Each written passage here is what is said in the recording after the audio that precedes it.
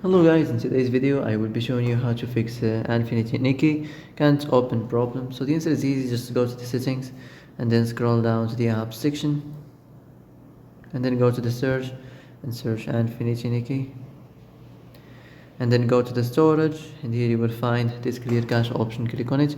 Now you can go check it if it worked, and if it didn't you can try to restart your phone or turn the Wi-Fi off and on, or the Bluetooth or the airplane mode. Also you can try to clear data, but be careful. If you clear data, all this application's data will be deleted. This includes all files, the settings, the accounts, the databases, etc. So be careful if you want to clear your data.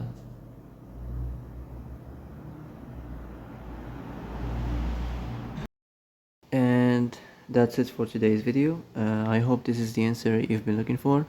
If you like this video, don't forget to like and subscribe, and see you in the next video. Thanks for watching.